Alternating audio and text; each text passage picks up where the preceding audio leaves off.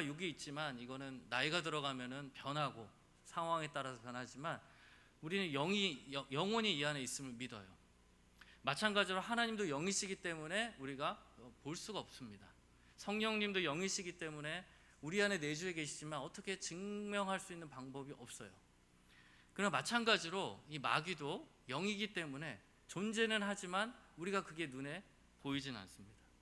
그러나 하나님의 영이 계신 곳에는 바람과 같이 부인할 수 없는 하나님의 증거가 있듯이 악한 영이 있는 곳에는 눈에는 보이지 않지만 그 악한 영의 영향들은 분명히 나타나고 있는 현실입니다. 그래서 예수님께서 신약 성경을 통해서 오시자마자 하신 일이 바로 귀신을 드러내고 쫓아내는 일이었습니다. 구약 성경에도 물론 악령에 대해서 나오지만 그렇게 많이 나오진 않아요. 그러나 신약 성경에서 예수님께서 기름 부음을 받으시고 사역을 하실 때 가장 먼저 했던 게 귀신들을 드러냈다는 거예요. 사람을 괴롭히는 게 우리의 죄가 괴롭히죠. 우리의 잘못된 선택이 우리 스스로 괴롭힌 거 맞습니다. 그러나 그것만으로 다 설명이 되는 건 아니에요. 바로 그 설명이 되지 않은 부분들, 그 어둠의 세력에 대해서 예수님께서 보여주셨다는 거예요. 그리고 그걸 쫓아내심으로써 그 복음이 무엇인지 우리에게 가르쳐 주셨습니다. 그래서 오늘은 우리의 대적 마귀에 대해서 같이 공부해 보려고 합니다. 사단은 누구입니까? 마가복음 3장 22절에 보면 예루살렘에 내려온 서기관들은 그가 바알세부를 짚였다 하며 또 귀신의 왕을 힘입어 귀신을 쫓아낸다 하니, 사단은 딱 하나의 존재가 아닙니다. 사단이 있고 그의 졸개들이 있어요. 귀신들이 있어요. 귀신의 왕이라고 부르기도 하잖아요. 사단이 있고 그 졸개들이 있다. 마가복음 5장에도 보면은 군대 귀신 들린 자가 나와요. 한 사람의 안에 군대 귀신이 들어갔다는 말은 수천 명이잖아요. 수천 명의 악령이 그 한 사람에게 들어갔다. 그리고 돼지떼에게 예수님께서 보내셨다. 이런 걸 봤을 때 한 존재가 아니라 어마어마한 많은 수가 있다는 거죠. 그리고 그거의 대장이 바로 천사였던 사단입니다. 그 악령들을 통치하는 우두머리죠. 그리고 이 사단은 처음부터 요한복음 8장 44절에 보면 처음부터 살인한 자요, 진리가 그 속에 없으므로 진리에 서지 못하고 거짓말을 할 때마다 제 것으로 하나니 바로 거짓말쟁이고 거짓의 아비라고 소개를 합니다. 사단은 거짓말쟁이래요. 그 창세기를 보면 알 수가 있습니다. 아담과 하와에게 와서 거짓말을 했어요. 뱀의 형태로 와서, 옛 뱀, 용이라고도 불리는 그 사단이 와서 거짓말을 했는데, 아시겠지만 이 거짓말을 눈에 뻔히 보이는 거짓말을 하지 않았습니다. 진실 반, 거짓말 반. 어쩌면 진실 80%, 거짓말 20%. 네가 죽지 아니하리라 이렇게 말했어요. 왜냐하면 네가 이걸 먹으면 하나님과 같이 돼서 그걸 선과 악을 구분할 줄 알 것이다 이렇게 얘기했어요. 그 말은 뭐예요? 그 뒤에 말은 맞았는데 죽지 않을 거란 말은 거짓말이었어요. 하나님은 반드시 죽으리라고 했는데 사단은 어느 정도는 거짓말, 진실을 넣었지만 죽지 않을 거라고 이야기했어요. 먹었는데 어떻게 됐어요? 안 죽었어요. 사단이 말이 맞는 것 같았어요. 먹었을 때 바로 죽었으면은 하나님 말씀이 맞구나 아마 바로 생각할 수 있어요. 그러나 먹었을 때 죽지 않았어요. 그러나 죽었어요. 하나님 말씀은 그대로 이루어졌고, 사단은 잠시 동안 맞는 말 같이 하더니만 인간을 꾀어서 하나님을 결국 배반하게 하고 인류의 모든 고통을 가지고 왔습니다. 거짓말을 넣는다는 거예요. 그래서 마찬가지로 지금도 우리에게 하는 것들은 거짓말을 넣는다는 거예요. 진리가 무엇입니까? 진리가 무엇입니까? 예수님께도 물어봤습니다. 빌라도가 진리가 무엇이냐? 진리가 우리가 믿기에 하나님 말씀입니다. 진리라는 건 변하지 않는 거예요. 영원히 변하지 않는 거예요. 그러나 사단은 이 진리를 가지고 섞어서 거짓말도 같이 집어넣습니다. 예수님을 보세요. 예수님 보고 시험할 때도 네가 저 위에서 떨어졌을 때 천사들이 너의 발을 받들어 줄 것이라고 성경에 써 있다. 진리를 가지고 유혹을 했어요. 그러나 그 동기는 네 자신의 욕심을 섬겨라. 하나님을 섬기지 말고 너 자신을 섬겨라. 그 어떤 숨은 의도를 가지고 하나님 말씀을 이용했다는 거예요. 그만큼 사단의, 여기 보면 계계라고 하는데, 계계는 그렇게 쉽게 이렇게 눈에 보이게 구분될 수 있는 것은 아닙니다. 마가복음 13장 22절에 보면은 거짓 그리스도와 거짓 선지자들이 일어나서 이적과 기사를 행하여 할 수만 있으면 택하신 백성을 미혹해 한다. 거짓 그리스도와 거짓 선지자들은 이적과 기사를 행한다는 거예요. 하나님도 이적과 기사를 행하지만 마귀도 그런 능력이 있다는 거예요. 그래서 이적과 기사를 해서 사람들을 속이고 미혹해 한다는 거죠. 이적과 기사는 사람의 영역이 아니기 때문에 쉽게 이건 하나님이 하신 것이라고 판단할 수 있잖아요. 그러나 그 뒤에는 사단이 할 수 있다는 거죠. 요한계시록 12장에 보면은 사단은 참소하는 자라고 합니다. 하나님을 대적하는 자입니다. 그리고 타락한 천사 3분의 1을 가지고, 용의 꼴을 가지고 이 세상에 내려온 그 마귀입니다. 천사장 미가엘과 싸워서 지자 쫓겨나서 자기의 때가 얼마 남지 않았음을 보고 분내어서 땅으로 내려갔다고 표현합니다. 그러면서 땅과 바다에 사는 자에게는 화가 있을진저. 그러니까 사단은 원래는 하나님이 지으신 천사였다는 거예요. 그러나 그가 하나님을 대적하고 하나님 교만한 마음을 갖고 그와 함께하는 천사들을 데리고 이 땅에 내려와서, 지옥에 내려간 것이 아니라 지금 이 땅에 내려와서 이 땅에 있는 사람들을 괴롭힌다는 거예요. 참소하고 그 다음에 정죄하고 이런 일들을 합니다. 이사야 14장 12절 보면은 아침의 아들 계명성 아름다운 별, 아름다운 천사였지만 그 마음에 이르기를 내가 하늘에 올라 하나님의 뭇별 위에 내 자리를 높이리라고 말하는 교만하고 오만한 천사였다는 거예요. 타락한 천사입니다. 그 말은 그 천사도 능력이 있다는 거예요. 그 사단도 능력이 있다는 거예요. 영적인 존재이고 능력이 있다는 거죠. 유다서 9절에 보면은 사단은 우리가 생각하는 것만큼 만만한 상대가 아니라는 것을 보여줍니다. 천사장 미가엘이 모세의 시체에 관하여 마귀와 다투어 변론할 때 감히 비방하는 판결을 내리지 못하고 다만 말하되 주께서 너를 꾸짖으시기를 원하노라. 천사장 미가엘, 천사 중에서 장이에요. 천사장 미가엘은 어떤 천사의 군인이에요. 가장 높은 천사장도 마귀와 대적할 때는 꾸짖는 판결을 내지 못하고, 변론할 때 감히 비방하는 판결을 내지 못하고 뭐라고 하냐면 주님께서 너를 꾸짖을 것이다. 예수 그리스도께서 너를 꾸짖을 것이다. 이렇게 한다는 거예요. 이게 진실이라는 거죠. 그러나 우리의 신앙생활 속에서 우리가 마귀와 마귀의 능력을 가볍게 본다는 거예요. 가볍게 상대하면 우리가 가볍게 질 수가 있습니다. 우리가 마귀의 능력과 그걸 간과하지 않고 그에 대해 전신갑주를 입어야 하는 이유가 바로 거기 있습니다. 우리의 힘으로는 나는 그리스도이니까 당연히 이기겠지. 과연 그럴까요? 그렇다면 지금의 우리 교회들의 지금 세대의 아픔들은 어디서 나온 것일까요? 그렇지 않습니다. 사단은 마귀의 세력과 함께 끊임없이 조직적으로 인간을 괴롭히고 꾀고, 베드로전서에 보면 근신아 깨어라 너희 마귀가 우는 사자같이 삼키자를 찾는데, 세상 사람들은 당연히 자기 것이고 믿는 자들을 위해서 어떻게 하면 넘어뜨릴까 연구하고 고민하고 쉬지 않고 있는 존재가 바로 마귀라는 거예요. 지금 이 시간도 있잖아요. 365일 24시간 동안 오직 그들이 원하는 것은 인간의 괴로움이에요. 왜 그런지 모르겠어요. 성경을 보면 욥기에 보면은 욥이 하나님을 잘 믿는 사람이었는데 마귀가 와서 하나님을 시험하잖아요. 재물이 많으니까 이렇게 잘 믿는 거 아니냐, 건강하니까 잘 믿는 거 아니냐. 하나님께서 잠시 허락해 주십니다. 바로 그 자리로 가가지고 인간을 그렇게 괴롭힐 수가 없어요. 그거 볼 때 이 마귀가 얼마나 인간을 미워하고 특히 하나님을 경외하는 자들을 미워하는지를 알 수가 있어요. 그래서 악이라는 거죠. 악이라는 거예요. 우리가 신앙생활을 하면서 하나님이 아무도 미워하지 말라고 했잖아요. 하지만 미워할 대상이 있습니다. 그게 바로 마귀예요. 싸워야 될 대상이 있습니다. 그게 마귀예요. 우리는 마귀를 미워할 수 있어요.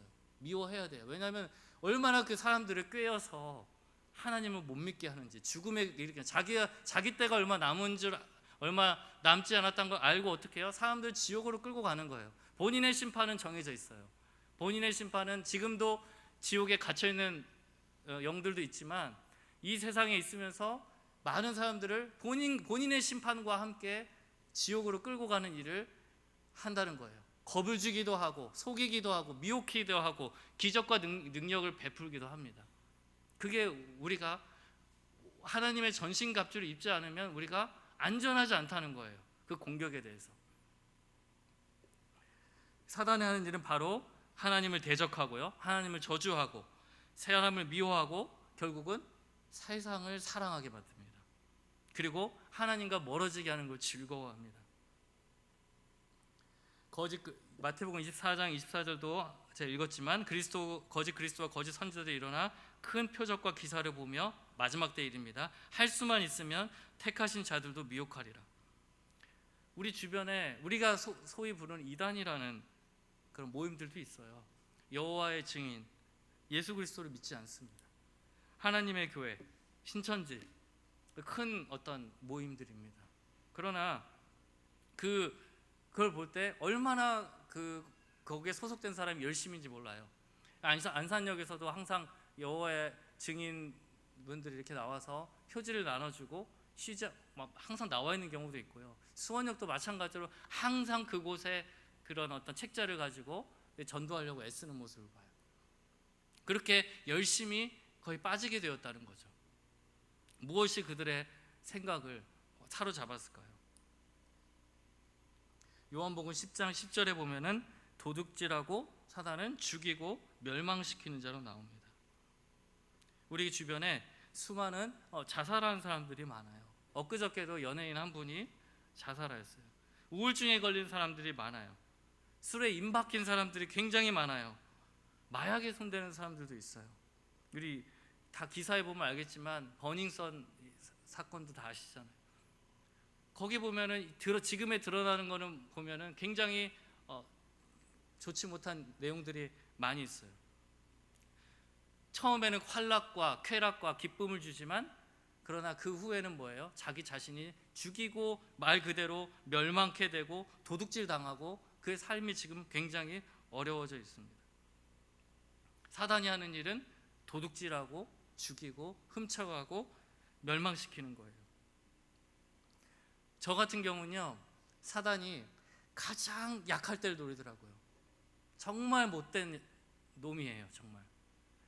보통 성령 충만하고 아니면 보통 마음이 평안하고 일이 형통하고 이럴 때도 물론 노리겠지만 사람이 지치고 힘들고 쉬고 나도 다운되고 이럴 때가 있잖아요. 그러나 그때를 노리는 녀석이 바로 사단입니다.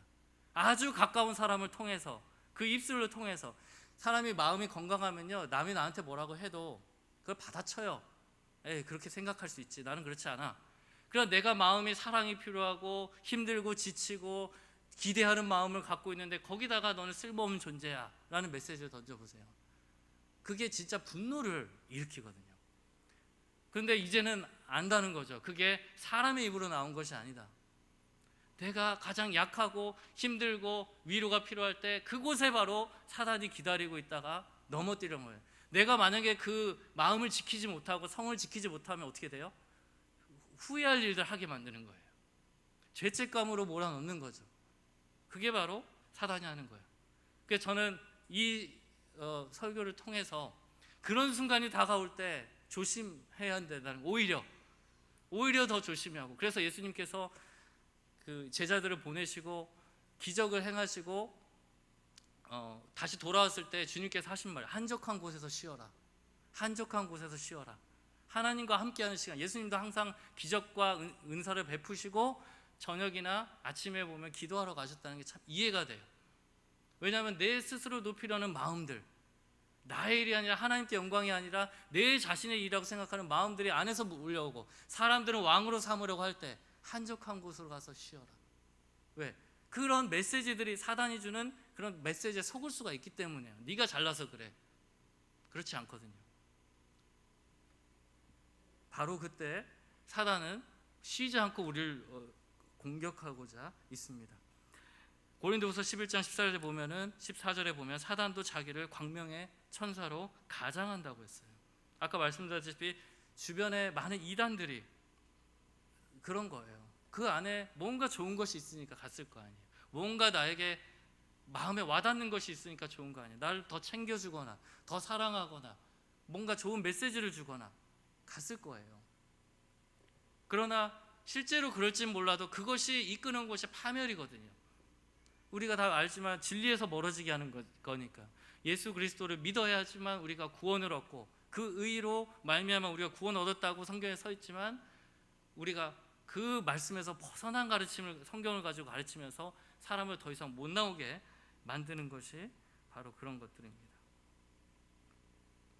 그래서 또한 하나의 예가 되겠지만 제가 미국에서 6년 정도 살고 우리 인생에 있어서 중요한 결정을 할 때가 있잖아요. 제가 7년 동안 살고 한국에 와야 되냐 미국에 남아야 되냐 가지고 정말 결정을 하기 힘들었어요. 그럴 때 제가 90%의 사람들이 저보고 미국에 남아있으라고 했어요. 한국은 살기 힘들기 때문에 미국에 남아있으라고. 근데 저는 이제 분별하기가 너무 힘들었어요. 왜냐하면 어느 것이 나에게 좋은 길일까 제가 잘 지혜가 없기 때문에 모르기 때문에 과연 하나님의 뜻이 뭘까 계속 물었어요. 하나님의 뜻이 무엇일까? 하나님의 뜻이 무엇일까? 근데 하나님이 어떻게 보면 제 욕심 때문에 아니면 여러 가지 이유 때문에 그게 밝게 보이지 않을지도 모르지만 그러나 그게 명백하게 보이진 않더라고요. 어떻게 생각하면 이것이 맞고 어떻게 보면 미국에 남는 것이 맞고 어떻게 보면 한국에 남는 것이 많고. 그때 제가 아르바이트를 할 때였어요. 그때 사장님이 믿질 않는 분이었어요. 근데 장사는 굉장히 잘 되는 그런 가게를 갖고 있었는데 제가 아르바이트를 했기 때문에 그러더라고요. 영주권을 해줄 테니까 나랑 비즈니스 하자. 되게 고민이 많이 됐어요. 미국에서 영주권을 갖는다는 건 굉장히 힘든 일이에요. 누가 스폰서를 잘 해주지 않으면 남지 않아요. 근데 너 일 잘한다. 나랑 같이 일하자. 그리고 여기 보면은 흑인들 봐라. 네가 어려운 사람 도와주고 싶어 하는 거 아는데 흑인들 보면 맨 어려운 사람밖에 없다. 나랑 같이 일하자. 그 제의가 왔을 때 고민하게 되더라고요.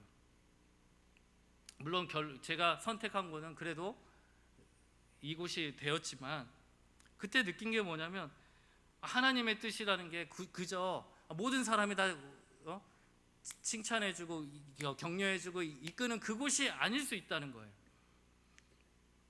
지금 제가 깨달은 것은 하나님의 뜻을 구별할 때 십자가가 있는가 이렇게 스스로 묻게 되는 그런 습관이 되었어요. 그 후로는 십자가가 있는가, 영광은 있으되 십자가가 있는가 이렇게 스스로 물어보며 분별하려고 노력해요. 그러나 쉽지 않다는 거죠.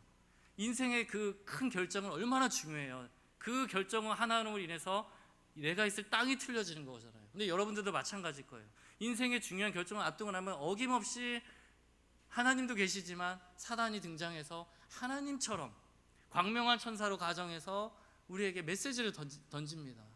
물론 그 안에 우리가 완전히 내려옴이 없기 때문에 그런 우리가 시험에 빠지는 걸 수 있어요. 그러나 그 메시지를 분별해야 된다는 거죠. 그러나 그것이 굉장히 힘들다는 거예요. 주님의 은혜가 없이는 그거를 분별하기가 쉽지가 않다는 겁니다. 이 사단은 예수님조차 시험에 넘어뜨리려고 한 존재입니다. 누가복음에 보면 내가 세상의 주관자라고 얘기해요. 나한테 절하라. 이 세상을 다 줄 것이다. 이렇게 예수님을 유혹을 합니다. 돌을 떡으로 만들어 봐라. 이렇게 사단은 예수님에게까지 와서 그런 시험을 합니다. 근데 지금도 그래요. 돈과 권력과 명예가 있는 곳에 사단이 그럽니다. 내가 세상을 다 줄게. 나를 섬겨. 그러면은 너가 돈도 주고 명예도 주고 권력도 줄게. 이렇게 유혹을 합니다. 얼마 전에 우리 초등학생들이 좋아하는 노래가 있어요. 사랑을 했다라는 노래가 있는데 제 딸이 어리기 때문에 근데 그 노래를 부르더라고요. 굉장히 반복적인 노래이고 했는데 그걸 왜 부를까? 그 가요를 왜 부를까? 그런 생각을 했어요. 근데 최근에 나타난 건 뭐냐면 그 곡을 지은 사람이 마약 때문에 지금 이제 잡혀가게 되었잖아요. 근데 그 잡혀가게 된 사람이 카톡으로 남긴 내용까지 공개가 됐는데 나는 강한 마약이 필요하다. 왜? 난 천재가 되고 싶기 때문에. 그 마약의 영향으로 내가 어떤 영감이 오고 어떤 천재성을 발휘할 수 있다는 걸 의지했다는 거예요. 실제로 우리 연예인들이나 그런 것 가운데 돈과 명예와 이런 것 때문에 넘어지는 경우가 얼마나 많이 있고 공공연히 사탄을 섬기는 연예인들도 있습니다. 특히 미국에는 많아요. 그리고 사단은 우리에게 죄를 짓게끔 또 유혹을 하죠. 보디발의 아내 같은 경우도 요셉에게 와서 죄를 짓게끔 유혹을 했었습니다. 그리고 이를 요셉은 벗어나기 위해서 목숨 걸고 도망쳤습니다. 그럼 사단이 우리에게 어떻게 영향을 끼치는가? 그것은 바로 생각입니다. 메시지예요. 저도 지금 메시지를 전하고 있어요. 하나님은 메시지예요. 하나님은 메시지라고, 말씀이라고 했잖아요. 메시지예요. 이 메시지로 인해서 우리가 삶의 방향을 정하고요, 내가 무엇을 할지 정하게 되는 거잖아요. 근데 이 사단은 우리 사람들에게 본인의 메시지를 집어넣음으로써 사람들을 파괴의 길로 이끌어갑니다. 우리에게 생각을 집어넣는다는 거예요. 요한복음 14장 2절에 보면은 마귀가 벌써 시몬의 아들 가룟 유다의 마음에 예수를 팔려는 생각을 넣었더라. 13장 27절에 조각을 받고 사단이 그 속에 들어간지라. 이 세상 안에 메시지로서 존재를 한다는 거예요. 예를 들어서 너는 사랑받지 못하는 존재야. 넌 돈이 그거밖에 없으니까 쓸모없는 존재야. 너는 못생겼어. 아주 유치한 거지만요, 네가 지금 하는 일은 다 제대로 하는 거 아니야. 하나님이 널 사랑하지 않아. 직접 간접적인 메시지를 우리에게 줌으로써 우리가 결국은 어떻게 해요? 우울증에 빠지거나 우리가 잘못된 선택을 할 수 있도록 그런 부정적인 생각과 마음, 또 믿음이 아닌 의심, 이런 생각을 주는데요, 그게 온 세상에 만연하다는 거예요. 굳이 그거를 찾으려고 애쓸 필요가 없어요. 이 세상에 사단의 메시지가 가득하다는 거예요. 우리가 네이버나 다음을 열어보면은 거기에 있는 메시지가 다 뭐예요? 다음 보면 섹션 같은 데 보면 부와 미용, 연애 이런 것들을 보면요, 사람들의 마음을 자극하고 정말 이 세상의 것에 집착할 수 있게, 또 이 부에 대해서, 돈에 대해서 집착할 수 있게 그런 메시지를 계속 주고 있다는 거예요. 우리가 그것에 대해서 깨어있지 않으면 나도 모르게 그거에 동의하게 되고, 그 마음이 속에 들어가게 되면 나도 모르게 그 하나님이 아닌 돈을 쫓을 수 있을 거고요, 명예를 쫓을 수 있을 거고요. 아까 전에 찬승 인도하시면서 말씀하신 세상의 정욕과 육신의 정욕을 따르도록 끊임없이 사단은 온 메시지를 전한다는 거예요. 아주 효과적으로 인터넷을 통해서, 요즘에 뉴스나 인터넷을 통해서 우리가 그것을 준비하고 듣지 않으면은 나도 모르게 그 생각이 들어오고 거기에 동의하게 된다는 거예요. 우리가 인터넷을 볼 때 생각을 많이 하면서 보진 않잖아요. 그냥 클릭하면은 그냥 쑥 들어오잖아요. 그거에 대해서 이게 진리인가 거짓말인가 쉽게 판단하면서 보진 않습니다. 그러나 우리 그런 것들에 대해서 조심해야 된다는 거죠. 또 다른 메시지 보면 예를 들면 예쁘면 다고 돈 많은 것이 성공한 것이고 이 지구는 창조된 것이 아니고 술 한 잔은 괜찮아, 남들도 다 하는데 뭐 어때, 이런 메시지를 가지고 우리를 타협하게 만들고 하나님과 멀어지게 하죠. 죄 이런 가벼운 죄쯤은 어때, 나중에 회개하면 되지, 이런 메시지죠. 얼마 더 큰 살인 사건 났었잖아요. 제주도에 고모 씨라고, 아마 모르는 분은 없을 거예요. 그분이 왜 그런 끔찍한 일을 저질렀겠어요? 그의 머릿속에 있는 메시지가 사단이 주는 메시지로 가득했던 거예요. 얘 있으면 난 살 수 없어. 얘를 반드시 이 세상에 없어야지만 내가 제대로 살 수 있어. 뭐 어떤 메시지인지 모르지만 그런 사단이 이끄는 메시지로 가졌기 때문에 그런 끔찍한 일을 저질렀다는 거죠. 예수님에게서도 베드로가 메시지를 줬어요. 절대로 그래서는 안 됩니다. 십자가를 지고 돌아가신다고 했을 때 베드로가 절대로 그런 일이 있어서는 안 됩니다. 그거는 메시아가 아닙니다 라고 메시지를 줬을 때 예수님께서 사단아 내 뒤로 물러가라 뿌리쳤어요. 저는 예수님이 마귀의 시험을 받으시고 또 이런 마귀를 상대하실 때 아무렇지도 않게 쉽게 상대했을 거라고 생각하지 않아요. 예수님도 인간이셨기 때문에 그런 메시지가 영향을 준다고요. 그러나 하나님의 말씀으로 이겨내신 것이죠. 그래서 우리가 어떻게 하면 좋을까요? 맞서 싸워야 합니다. 제가 오늘 목소리를 좀 높이는 이유가 바로 여기 있습니다. 영적으로 전투를 하면서 살아가야 된다는 거죠. 이런 거짓된 메시지는요, 가만히 냅두면 이 정도면 해주고 봐줘야지 하고 물러가지 않아요. 대적을 해야 돼요. 야고보서도 그렇고 베드로전서도 그렇고 마귀를 어떻게 해요? 대적을 해요. 싸워야 된다는 거예요. 그 거짓된 메시지를 가지고 다가왔을 때 그거를 싸워서 반응을 해줘야 된다는 거예요. 아니야, 하나님께서 말씀하시기를 날아가는 새를 보라고 했어. 하나님이 다 먹이시고 입히시고 솔로몬 영광도 이 들에 피는 백합화보다 못하다고 했어. 이 메시지로 주님이 주신 메시지로 그거를 쳐내야 된다는 거죠. 세상 사람들이 네이버 아니면 친구, 지인 그런 메시지 계속 주잖아요. 야, 집값이 얼마 오르는데 어디가 오른대더라. 우리의 마음을 거기에 쏟게 만드는 그런 이야기들 있잖아요. 여긴 역세권이래더라. 제가 이 이야기하는 이유가 있어요. 제가 미국에서 7년 있다가 한국에 왔을 때 제가 부교육자니까 운전을 하잖아요. 그런데 운전을 하면서 놀랐던 게 뭐냐면 대화를 나누시잖아요. 뒤에서 성도님들이 집 얘기를 너무 많이 하시는 거예요. 여기는 얼마 오른 데더라. 여긴 누가 살까? 집 얘기하고 돈 얘기를 너무 많이 하셔서 뭐라고 하는 거 아닙니다. 다 이해해요. 그러나 우리 현실이 그렇다는 거예요. 우리 현실의 마음이 그쪽에 너무 많이 가 있다는 거죠. 어떻게 하면 이게 올라서 팔아가지고 그 돈을 납니까? 그런 이야기를 너무 많이 들었어요. 한 분은 저한테 그렇게 얘기했어요. 목회자는 돈이 많이 없기 때문에 재테크를 해야 된다고. 나중에 이런 거 하나 사놔가지고 분양을 받아서 그 나중에 노후를 대비해야 된다고 그렇게 말씀하시더라고요. 그러나 말씀드렸다시피 거짓된 메시지가 왔을 때 싸워 나가야 된다는 거예요. 그거에 타협하면 안 된다는 거죠. 아까 말씀드렸지만 사단은 365일 24시간 우리의 호흡이 붙어있는 순간까지 성도를 넘어뜨리려고 계획을 세우고 각종 문제를 발생시키고 염려하게 하고 근심하게 하고 두렵게 하고 속이고 결국은 세상을 살아가고 하나님과 멀어지게 만드는 게 목적입니다. 그래서 우리는 가만히 냅두면 그대로 그런 메시지에 우리가 오염될 수 있다는 거예요. 그러나 우리는 맞서 싸워야 된다는 거예요. 마귀를 대적하라 그리하면 피하리라. 저도 그래서 어둡고 그런 생각이 들어와요. 사람이니까 어둡고 힘들고 난 이러는 게 하나도 없구나, 나의 가치는 있는 것일까, 이런 생각이 들어올 때 예전에는 그냥 가만히 그걸 묵상하고 있었어요. 그래서 지금은 그렇지 않아요. 사단아 물러가라.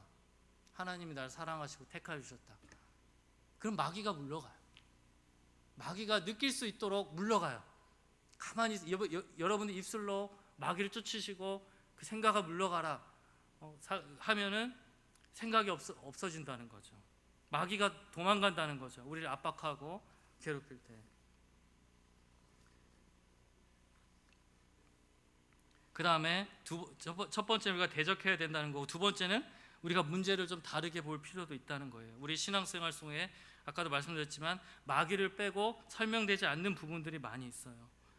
특히 요즘에 보면 정신병도 굉장히 많고요. 아까 말한 그 살인자 같은 그런 살인범 같은 경우에는 그 댓글을 보면 사람들이 다 죽이래요. 다 사형시키래요. 그러니까 끔찍한 살인을 저질렀으니까 사형시키라고. 그런 사람은 막 욕을 많이 하죠. 그러나 우리는 성도로서 다르게 볼 수 있는 눈이 있다는 거예요. 저 사람에게 돌을 다 던지는 게 또 중요한 것이 아니라 그 사람에게 역사했던 마귀가 이렇게 만들었구나. 우리가 사람을 볼 때 다르게 볼 수 있다. 나를 괴롭히는 사람을 대할 때도 저 사람이 나한테 저 사람이 못됐어라고 그냥 바라보는 게 아니라 그 뒤에 마귀가 조종하고 있구나.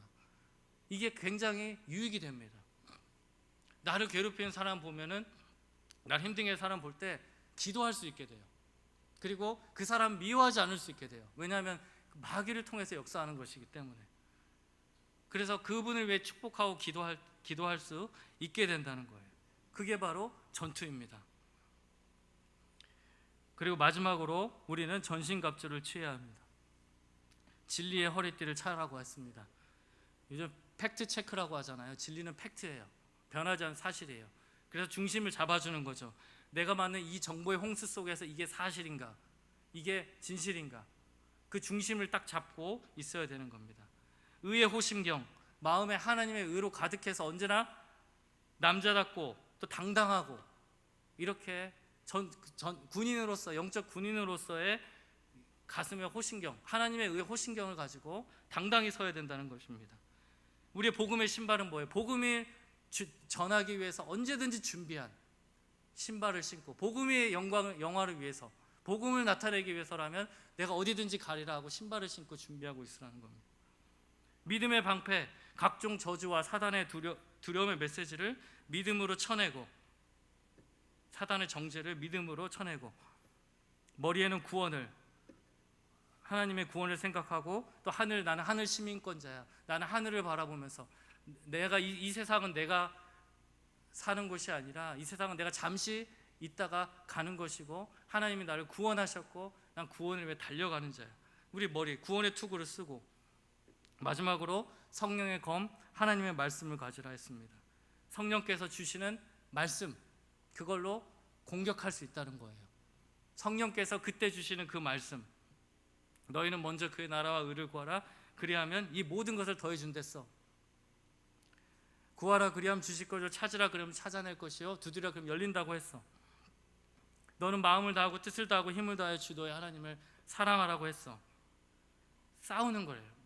하나님이 그때 주시는 그 말씀, 거짓으로 우리의 생각과 마음과 우리의 삶을 속이려고 할 때 우리의 떠오르는 그때 주시는 그 말씀을 가지고 대적하고 그 말씀으로 이겨나가야 된다는 것입니다. 제가 마지막으로 중고등부 교육자로서 기도 지원 요청을 드리려고 합니다. 이곳에 보면은 우리 중고등부 또 학생부들이 이제 곧 수련회를 갔습니다. 중고등부 학생들이 얼마 전에 제가 질문한 적이 있어요. 뭐가 되고 싶냐 커서. 그랬더니 그에 대한 대답이 월 500을 벌고 싶어요. 이렇게 대답을 해요. 매월 500만 원을 벌고 싶어요. 너 뭐가 되고 싶냐? 그에 대한 질문이 BMW를 벌고 싶어요. 이렇게 얘기해요. 네. 보면서 약간 놀랐습니다. 아이들 마음속이 그렇구나. 저도 아이들 잘 몰라요. 세대가 달라서. 근데 아이들을 보면요, 참 회개해야 된다는 생각이 많이 들어요. 요즘 제가 드는 생각, 어른들이 회개해야겠다, 내가 회개해야겠다. 아이들의 생각이 바로 어른들이 준 거잖아요. 특히 아이들은 요즘에 옛날같이 달라서 핸드폰이 있어가지고 이 세상 뉴스를 아주 쉽게 빨리 보거든요. 근데 아까 말씀드렸다시피 이 세상은 그런 것들로 가득해요. 범죄, 성범죄, 그 다음에 돈. 우리나라에서는 돈이 없으면 안 된대요. 애들 입에서 하는 말이에요. 옛날에는 그런 걸 모르고 그래도 꿈이 있었던 시절이 있었어요. 나는 뭐 검사가 돼야겠다, 뭐가 돼야겠다. 근데 아이들은 이제 너무 많이 알아버렸어요. 왜냐하면 우리가 보는 그 기사를 똑같이 아이들도 보고 있기 때문에 아이들에게 그런 의미가 없다고 생각을 하는 거예요. 그런 거 보면서 아까 지금 영적인 전쟁을 얘기하고 있는데 정말 기도가 많이 필요하다는 생각이 듭니다. 스마트폰, 또 연예인, 또 음란물, 또 폭력, 이런 것들을 볼 때 우리가 정말 기도해 주지 않으면 아이들이 위험에 빠질 수도 있겠다, 그런 생각도 들어요. 단순히 우리 교회 아이들뿐만 아니라 청소년들, 또 자라나는 아이들 모두에게 해당되는 말입니다. 아이들에게 소망이 필요해요. 그런데 어른들의, 우리들의 잘못으로 아이들이 그런 소망을 갖지 못하고 있어요.